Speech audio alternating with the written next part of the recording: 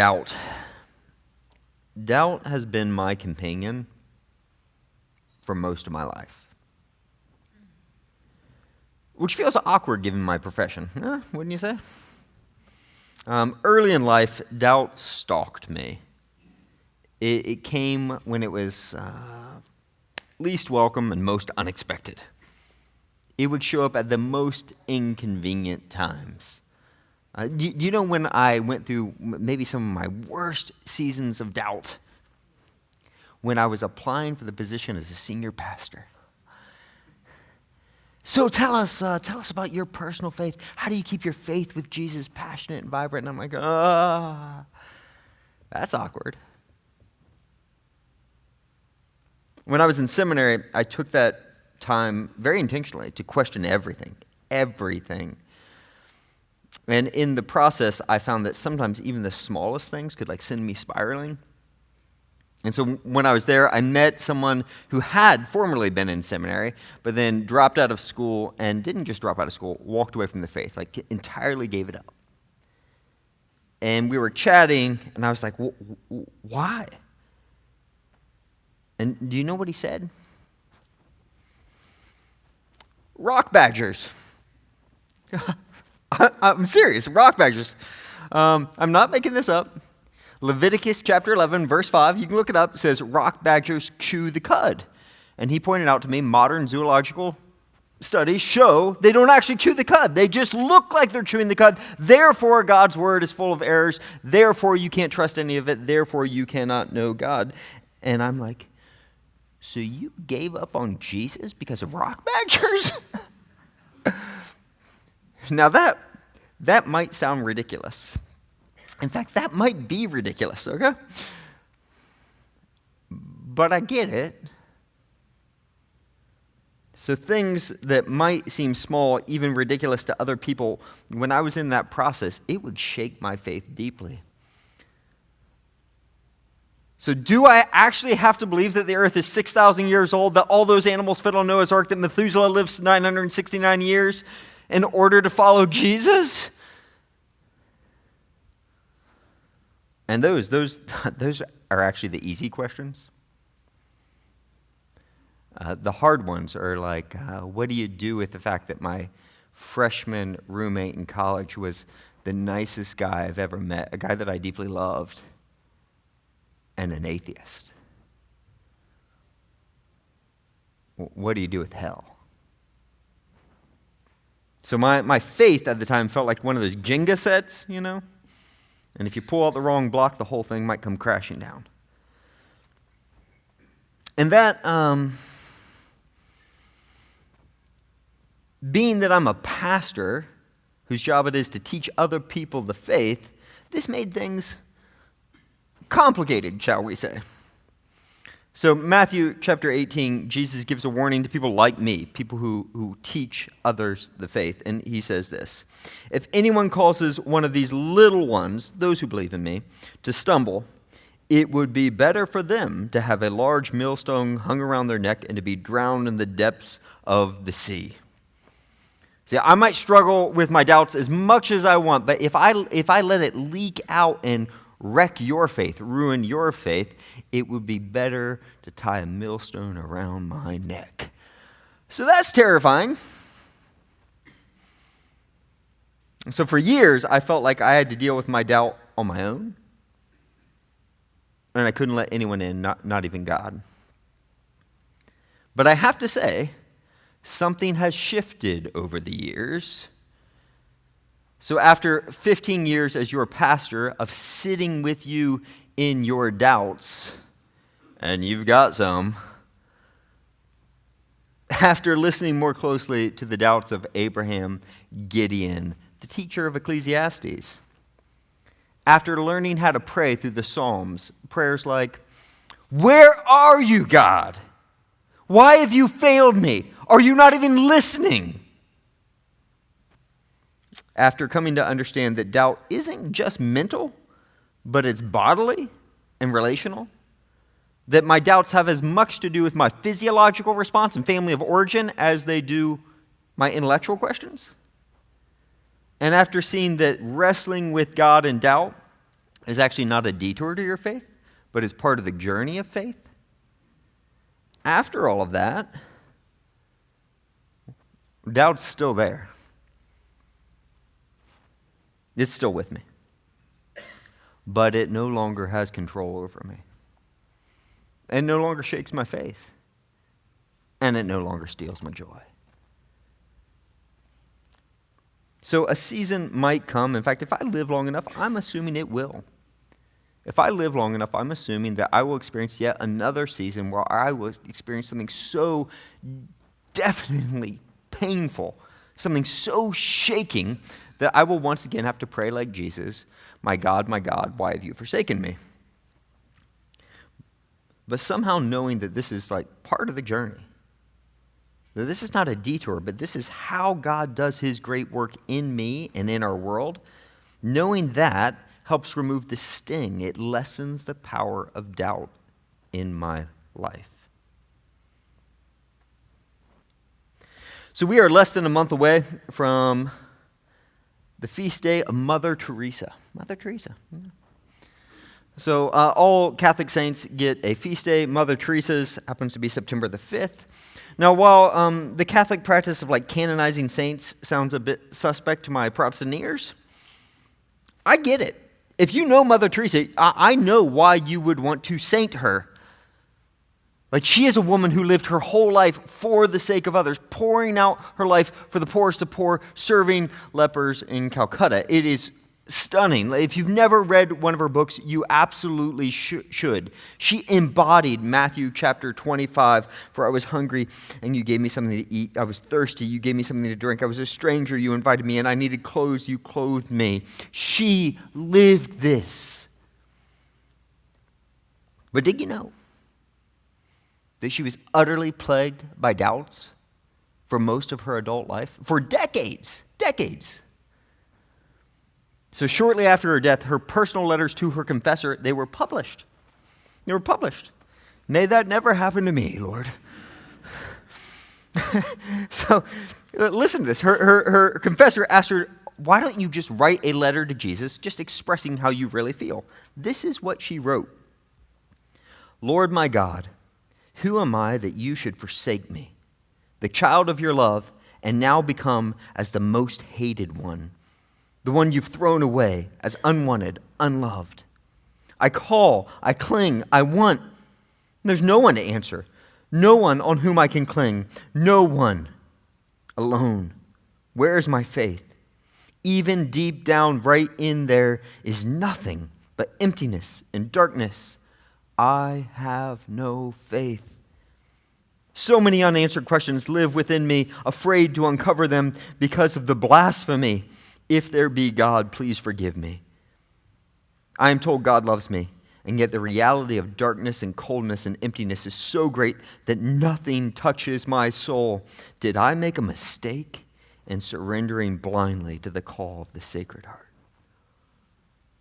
Awkward. What do you do with that? What do you do with that? So some read this and said, see, she's not a saint. And it could be. I mean, if personal assurance of God's presence and love in your life is the mark of sainthood, she is not a saint. But another possibility is that she is a saint. That doubting is not opposed to faith, but part of how God works to deepen your faith. That wrestling with God in the dark doesn't stop you from becoming a saint. That's how you become a saint. So today I have no interest in attempting to eradicate your doubts. I can't even get rid of mine. But we are in a series about meeting Jesus in your silence, in your shame, in your skepticism. And I have a story for you about another saint that I want to tell you. If New Story were to have a patron saint, this would be our patron saint for sure. We would have this picture, a picture of him right up next to the cross here, and then on his feast day, we would have a big church potluck or something. Like, this is our guy. His name, the saint's name, is Thomas the Apostle, but you likely know him as... Yeah, Doubting Thomas. And Thomas, he shows us how Jesus meets us in our doubts. So our text for today is going to be John chapter 20, verses 24 through 31. The story of doubting Thomas is going to be so familiar to many of you. I actually preached this not that long ago, like a year and a half, a little over ago. But for some reason it felt like I needed to preach this again this weekend. So here's the context. Before we pick up the story in John chapter 20, it's important to know that Thomas has a backstory. And this is important. He's not just Thomas the doubter, he's Thomas the disciple. Before he's ever a doubter, he's a disciple of Jesus. So when Jesus is preaching the Sermon on the Mount, Thomas is there. When he's walking on the water, Thomas is there. When he's multiplying the loaves and the bread and fish, he's there. When he's casting out demons, Thomas is there. Thomas is a fixture of the Gospels. He's there the entire time. But then they show up in Jerusalem for Passover. And on Thursday, Jesus is arrested and tortured. On Friday, they nail him to a cross like a criminal. On Saturday, his body lay buried in the tomb. And then Sunday morning, John chapter 20. Some women, they go to the tomb and they find it empty. They tell Peter and John, and Peter and John run to check it out. John looks inside the tomb, sees that it's empty, sees the grave closed, and we read, John chapter 20, verse 8, he saw and believed. John saw the empty tomb, and instantly he believed. And then we hear the story of Mary Magdalene, one of the women who went to the tomb. And she's so distraught that Jesus' body is not there. She thinks someone's stolen it. So she just sits there in the garden and she weeps and she weeps. And then this gardener comes up to her and says, woman, why are you weeping? And she has no idea who she's talking to until he speaks her name. And when he says, Mary, she knows what's happened. She knows who it is. And then she runs back to the disciples and says, I have seen the Lord. John saw and believed. She sees and believes. And then later that evening, the disciples are gathered in a locked room. Jesus appears in John chapter 20, verse 25, and they all declare, we have seen the Lord. So this is not subtle, guys. Get the repetition. He sees and believes. She sees and believes. They see and believe. And so at this point, the question's rising up in all of us who are reading this. Well, good for them. What about me? What about those of us who don't get to see the empty tomb, who don't see Jesus in the flesh? How are we supposed to believe? And so John has one more story he wants to tell us. It starts like this. Now Thomas, also known as Didymus, one of the 12, was not with the disciples when Jesus came. So the other disciples told him, we have seen the Lord. So for some undisclosed reason here, Thomas wasn't there. He didn't see. So how's he supposed to believe? Now, I want you to hear this, but don't read Thomas's absence as though he's distant from Jesus for some reason. Thomas is not. He is not an outsider. He's the consummate insider. He's been with Jesus since the beginning. He's one of us. He is one of the 12. In fact, he's such one of the 12 that Jesus gave him a nickname, Didymus. So back in my 1990s glory, hard to believe, but I was captain of the wrestling team, guys. Yeah, fit squeeze into one of those singlets. And the wrestling coach loved to give people on the team nicknames. I, of course, was Pretty Boy. Yeah, except the one year when my family went on vacation to Florida and I came back, and for that year I was Tan Man. The other nicknames I can't actually repeat in church, because they're the type of nickname that a wrestling coach in the 1990s could give people and not get fired. Here's the thing. Wildly inappropriate, usually degrading, but in some weird, overly masculine, locker room kind of way, this was love. This is how our wrestling coach affirmed us. If you were lucky enough to get a degrading nickname from the wrestling coach, you would do anything for that man. You would die for him. I would have. Might be weird, but that's how it worked. And so we see this, a sanctified version of this same thing happening among the disciples with Jesus. Jesus, he gets to know them, he loves them, and he pulls them close, and he gives some of them nicknames. Peter, the rock.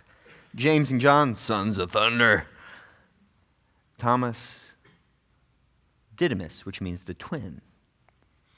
Now, we're not quite sure, scholars debate over this, but we have an early Christian text that suggests that the twin means my twin. It means he calls Didymus. He says, Didymus, you look and act just like me. Oh. Now, we aren't sure that that's exactly what it means, but if so, that is breathtaking. Now, I want you to pay attention to this. We can't be sure that that Didymus meant my twin, but of this we can be sure. Jesus never called Thomas Doubting Thomas. We tend to identify Thomas by his doubt as though his doubts define him, but not Jesus. Like Thomas might wrestle with doubts, but that's not who he is. He's Thomas, the twin. In John chapter 11, we get this little window into Thomas's heart. This is when Jesus tells the disciples, hey, we need to go to Judea to go meet Lazarus and his sisters. And they're all like, hey, Jesus, don't you remember last time we were in Judea, people tried to kill you, like literally tried to kill you. And you want to go back there right now. They tried to talk him out of him. Jesus is like, we're going. And then Thomas speaks up and says, John chapter 11, verse 16. Then Thomas, also known as Didymus, said to the rest of the disciples, let us also go that we may die with him. Like, I have no idea why Jesus is taking us to this terrible place where we might die. But it is better to die with Jesus than to live without him. That's Thomas. So he is not just a doubter, he is a disciple. He was radically, fearlessly, sacrificially committed to Jesus, but then in a weekend, everything changed. Everything that he thought he believed came crashing down. He had placed his hopes and his dreams and his life and everything in Jesus' hands, and then those very hands were nailed to a cross. So the other disciples told him, we have seen the Lord. But he said to them, unless I see the nail marks in his hands and put my finger where the nails were and put my hand in his side, I will not believe. So I wonder, where do you think this kind of doubt comes from? Do you think Thomas really needs more evidence right here? Do you think evidence is really the thing lacking?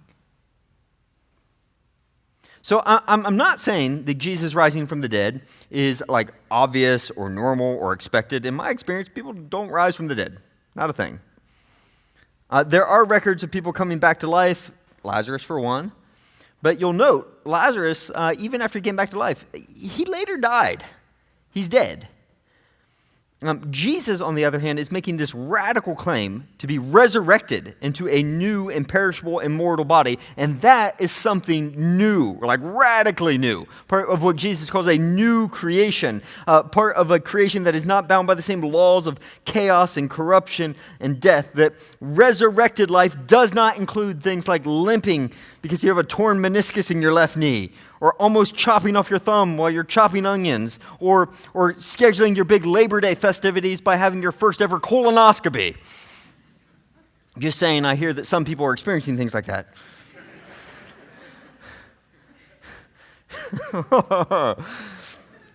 Resurrection does not include those things.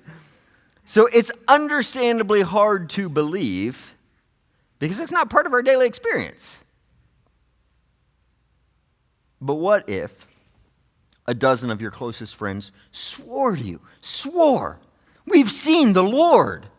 And then they would literally lay down their lives for that truth. Like they clearly believe it to the core of their being, they're willing to die for it. What if you had followed Jesus for 3 years and you had heard him say things like, I am the resurrection and the life? What if you had been there when he called Lazarus out of the tomb, said, Lazarus, come out, and he could speak and death would obey him? What if you had heard him teach over and over and over again, I must go to Jerusalem, be handed over. I must die, and then 3 days later rise again. So I'm not saying Jesus' resurrection is obvious or reasonable. It is not obvious and is clearly not within human reason. It is what theologians call mystery. It's a truth that cannot be known unless God reveals it. It does not fit into our categories. It's something that we cannot discover on our own, learn on our own. There's no magnifying glass or telescope or anything that we can use to study that and come up with that on our own. It must be revealed to us. So when it is revealed to us, what do you do with that, Thomas? What do you do with all of the evidence? Jesus claimed to be God. He demonstrated his power over creation and death. He predicted that he would die and rise again. And now all of your closest friends are swearing to you. We have seen him. What do you say? And he says, I will not believe unless. Isn't that tempting? Have you ever said that? I will not believe unless you can tell me how a good God could allow bad things to happen. I will not believe unless you can explain this whole Methuselah thing to me. I will not believe unless God gives me some supernatural experience of him. That's the only way I would possibly believe. I will not believe unless you can tell me why a good God would let a 17-year-old die. Now let me say, these are good questions. These are questions we should ask, questions that are welcome in this space, that we need to ask. That these are the types of questions that God's people down through the ages have been asking one another and God. This is part of the process, why we even gather. But I wonder, if God were to give us like this super list that bullet points every possible question you have and then gives you a solid, rational answer to it, would that be enough? Is that really what you're looking for? Do you really want a philosophic, rational, theological answer? So James, the brother of Jesus, points out having the right answers is not enough. He says it this way. You believe that there's one God. He's referring to the Shema. Hear, O Israel, the Lord our God, the Lord he is one. This is the creed of God's people. You believe that there is one God. Good. Even the demons believe that and shudder. That there is a difference between intellectual belief and belief that is trust. That it's entirely possible to know all the right answers and not trust God. It's entirely possible to know the right answers and then refuse to accept them. In fact, I want you to notice Thomas's wording here. He does not say, I cannot believe. He says, I will not believe. And there's a difference there. So if I come to my children and say, hey, will you do the dishes for us? And my son says, I cannot do the dishes. I'd be like, what's the matter? You got to do something? Or is there something? Did you chop your thumb cutting onions and now you can't wash them? What's going on? But if he said, I will not do the dishes, we're having a different conversation at that point. I want you to hear this. Cannot suggests a lack of capacity or opportunity. Will not is different. It's an act of the will. It's intentional. It's choosing not to believe. Thomas chooses not to believe. He says, I will not believe, which begs the question, what's going on?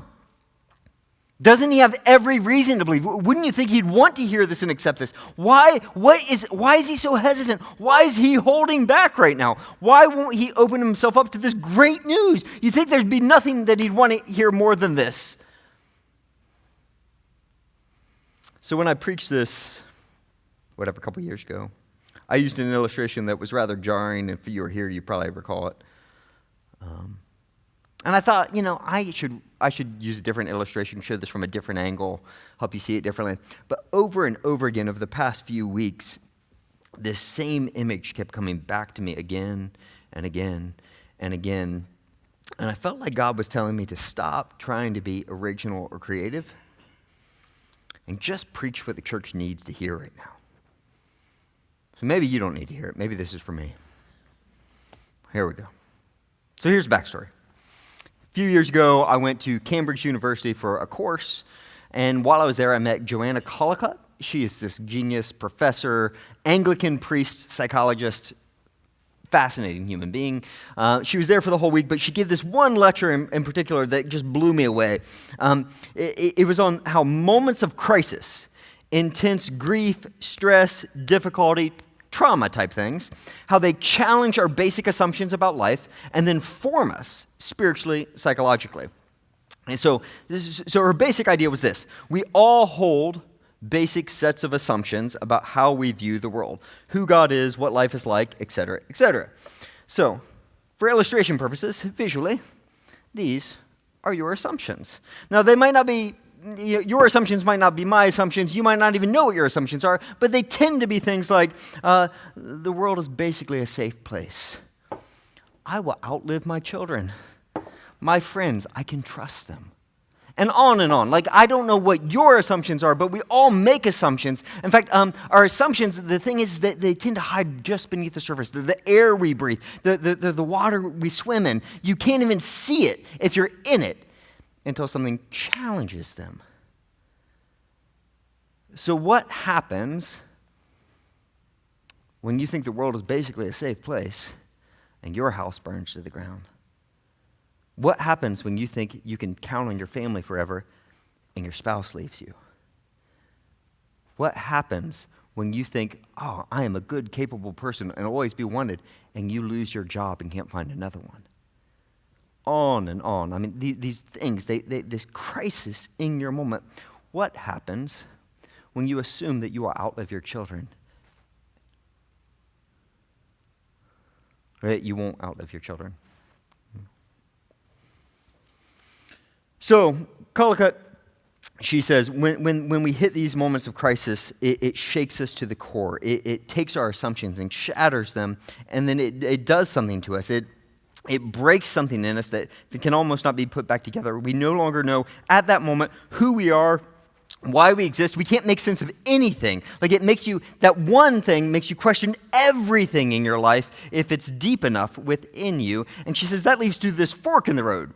And you have this moment where you can go one of two ways. She said for some people, they come to that moment of crisis, and it leads them into this place that they never could have known if it hadn't happened. This experience of God, of His grace, of being carried along, of this depth of faith in life that they never could have known if it wasn't for that terrible crisis.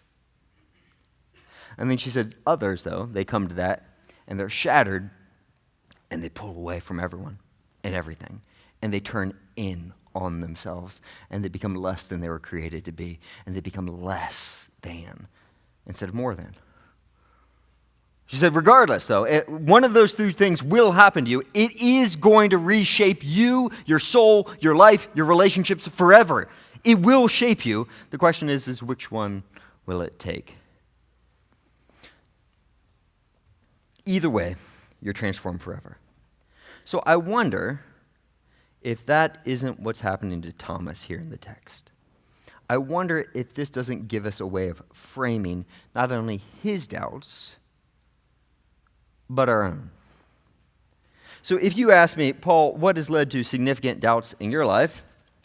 I would tell you about when I was in high school, and I had this spiritual mentor who I really idolized. He taught me what it meant to follow Jesus.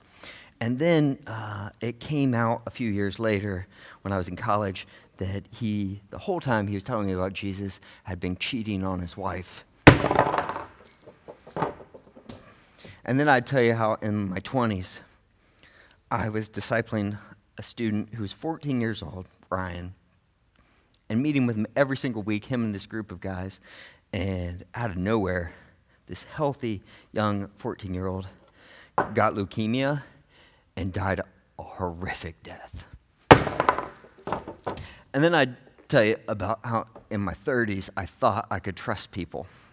And I came in trusting everyone, like trusting them like brothers and sisters. And I had a couple of very, very close friends who betrayed me so deeply that I will never trust people the same again. And then I'd tell you about how in my 40s, I came to a point where I learned things about myself that I didn't want to know.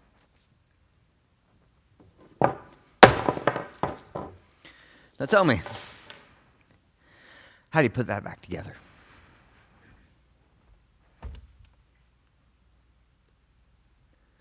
So maybe it's different for you. Maybe if you had a really good answer about Methuselah, you'd be like, now it all makes sense. This is perfect. But for me, I find that most of my doubts are not really born out of intellectual questions. They are born out of crisis. And there is this deep woundedness, this pain in my soul that makes it so hard to open up again. I just don't want to be hurt anymore. Collicutt suggests that this shattering and rebuilding, as painful as it is actually normal.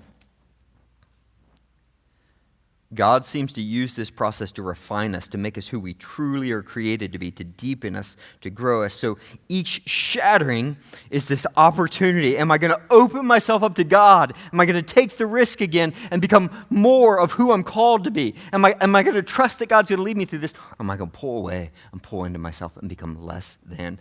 Both possibilities are absolutely real every single time. Now I want you to see here, Thomas just lost everything. Everything.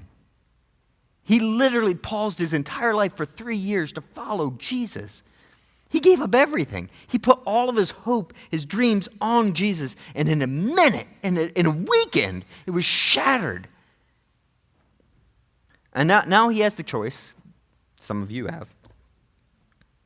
Do I open myself up again and trust and risk being wounded again, or do I pull away into myself? Do I put up my defenses so that I just won't be hurt anymore?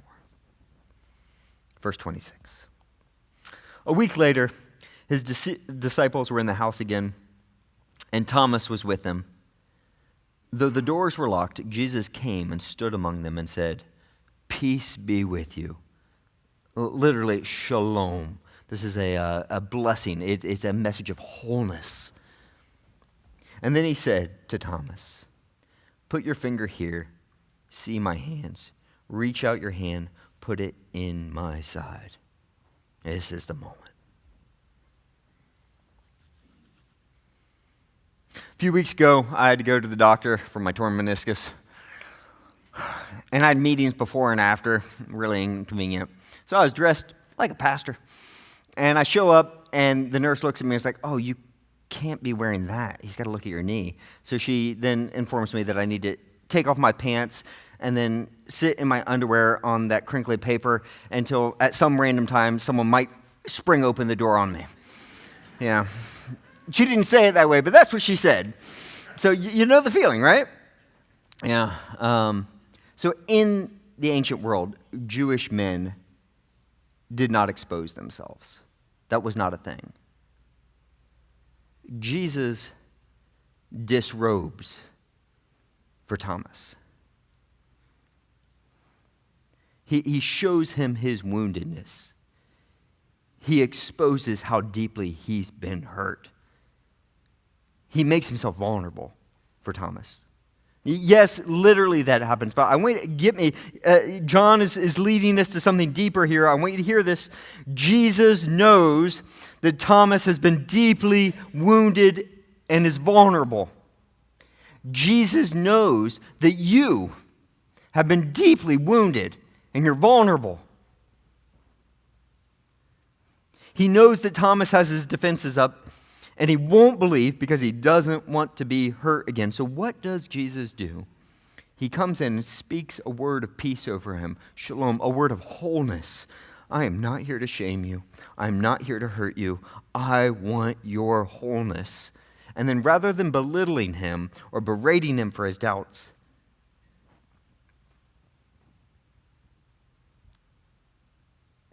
he makes himself vulnerable. He exposes himself. He shows how deeply wounded he's been. He makes it safe for Thomas to dare to open himself up again.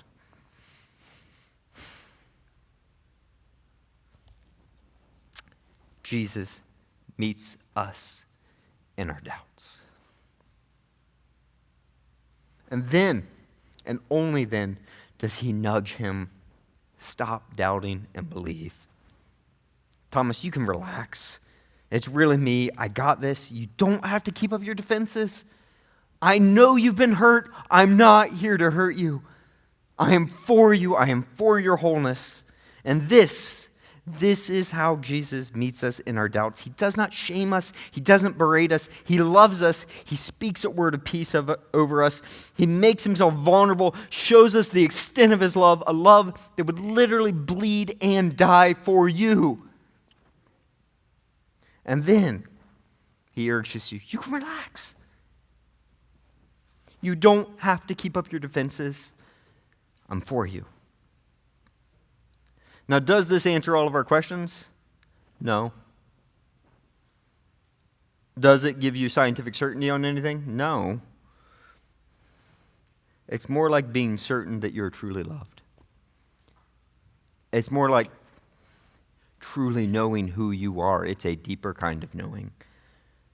You see, there's a point at which evidence has nothing to do with it. One more bit of evidence will change nothing because belief is an act of the will. Belief is an act of the will. You choose to believe or you choose not to. You choose to take the risk and believe or you don't. Thomas said to him, "My Lord and my God." And then Jesus told him, "Because you have seen me, you have believed. Blessed are those who have not seen and yet have believed."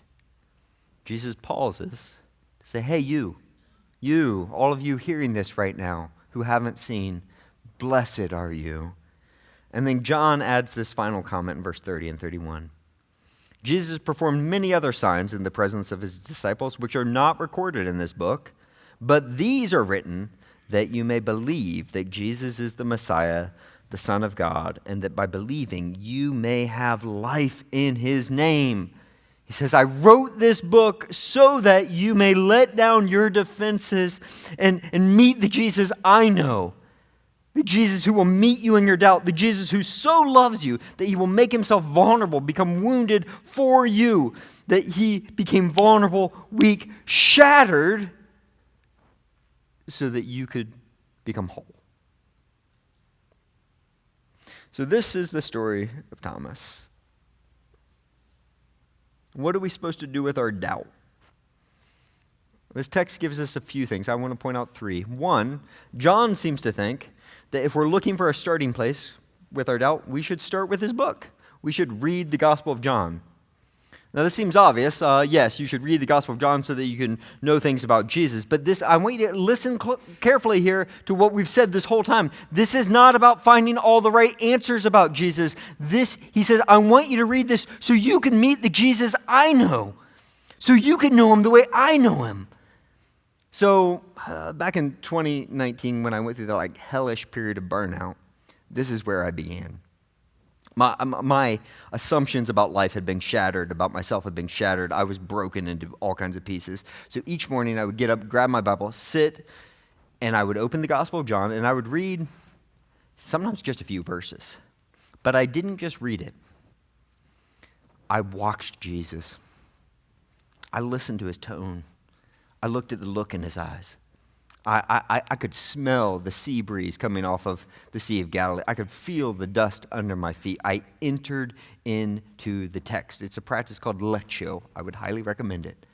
You see, when you realize that your belief in your doubt is not just intellectual, but it is emotional and bodily and relational, and all these things, then you realize your reading of the text has to be emotional and bodily and relational and not just intellectual. We're not just studying a dead text. We're meeting Jesus in the living Word of God. That's what John invites us into. Number two, don't do this on your own. So we try to practice what Jesus preaches here. We try to practice, if you come to us, to Alpha, for example, and you show up with all of your questions, we are not going to berate you. We are not going to shame you. We're going to expose our own woundedness, enter into that vulnerability with you, and sit with you in it. And we're going to say, Jesus is for you. Now, how do we deal with this together? How do we walk through this together? If you've never been part of Alpha, if you have these types of questions, I would strongly recommend you check that out. Information in your bulletin and on our website. Number 3, as Thomas makes us painfully aware of, our doubts, they tend to run much deeper than intellectual questions. So what do you do when your assumptions have been shattered? What do you do when you don't know who you are? What do you do when you're deeply wounded or disappointed or disillusioned? First of all, if you're there right now, if you're reeling, if you are shattered right now, let me just say, I'm so sorry.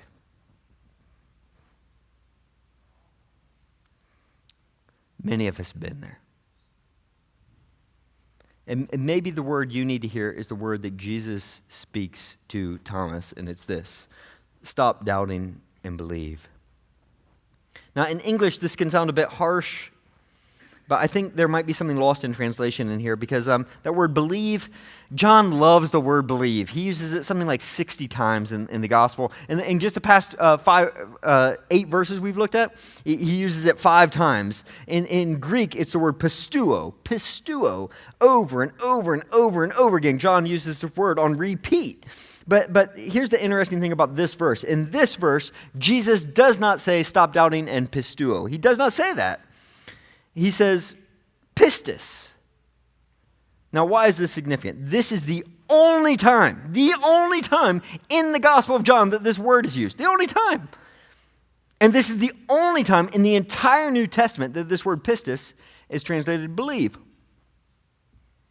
So maybe something's lost in translation here. It's usually translated be faithful or be trustworthy. So the parable of the faithful and unfaithful servants.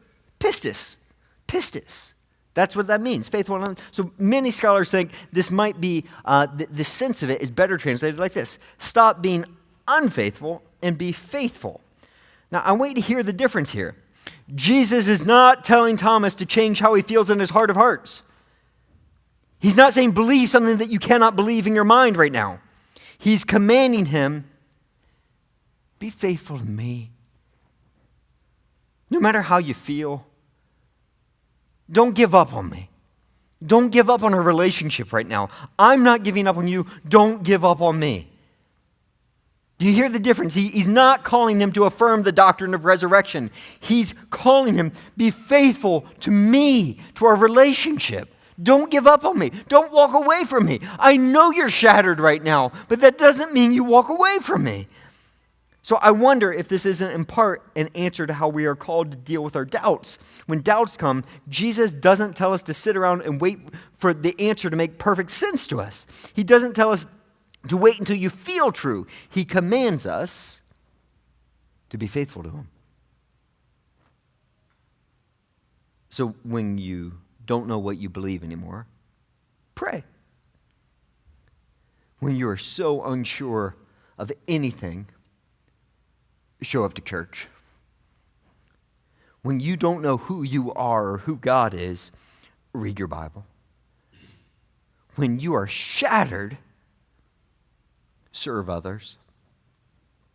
When you feel lost, don't give up on Jesus. Don't just walk away.